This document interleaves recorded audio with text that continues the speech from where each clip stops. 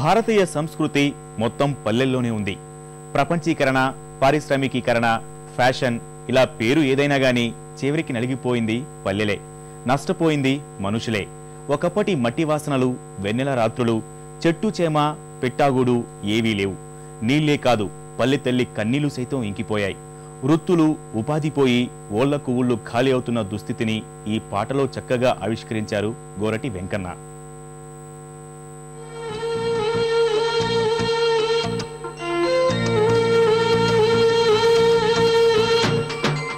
పల్లె కన్నీరు పెడుతుందో కనిపించని కుట్రల, నా తల్లి బందీ అయిపోతుందో కనిపించని కుట్రల.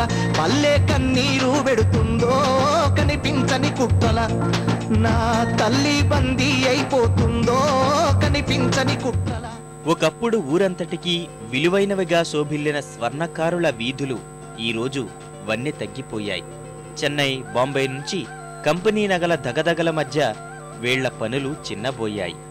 నారాకెంపు జల్లలు జల్లలు పరులకు తెలియని మరుగు భాషతో ప్యారం చేసే కంసలి వీధులు వన్నె తగ్గినవి, చిన్నబోయినవి. చెన్నై, బాంబే కంపెనీ నగలొచ్చి మన స్వర్ణకారుల అరే శర్ణ కోలలై తరుముతున్నయిరా నా పల్లెల నుండి. చర్మకారులది మరీ దయనీయ దుస్థితి. ప్లాస్టిక్ పుణ్యమా అని వాళ్ల ఉపాధిలో మట్టి పడింది. చివరకు డప్పులు కూడా ప్లాస్టిక్యే వచ్చి తరాలుగా వస్తున్న చర్మపు డప్పుల గొంతు నొక్కేశాయి. మాదెగలొత్తి నోరు తెరిసినది, తంగెడు చెక్క భంగపడ్డది, తొండము బొక్కిన నిండా మురిగినది, ఆరెరంపె పదునారిపోయినది. పాత రేకువలె మోతలు మోగేటి ప్లాస్టిక్ డప్పులు, నా మేతరి డప్పును పాతరేసెగదరా నా పల్లెల్లోనా.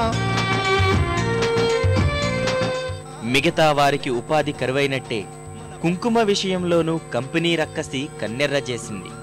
బొట్టుబిళ్లల పుణ్యమాని పల్లెల్లో కుంకుమ తయారీ వ్యాపారం సైతం అవసాన దశకు చేరుకుంది. కుంకుమ దాసన బుక్క మీద కూడా కంపెనీ రక్కసి కన్ను పడ్డది, పూసలోళ్ల తాళాము కప్పలు కాసిల కలిసి కథమైతున్నవి. బొట్టు పిల్లలు మొసటికొచ్చగదరా నా పల్లెల కూడా, మన బుట్టి దాసరి బతుకులాగమాయే ఈ పల్లెల్లోనా. పల్లెల్లో పెరిగిపోతున్న ట్రాక్టర్ల పుణ్యమాని ఎద్దుల బండి మూలపడింది. ఒకప్పుడు ఇటుకలు, రాళ్లు, ఎరువు లాంటి తేవడానికి ఏడాదంతా తీరిక లేకుండా తిరిగిన బండ్లు ఇప్పుడసలు కదలడం లేదు.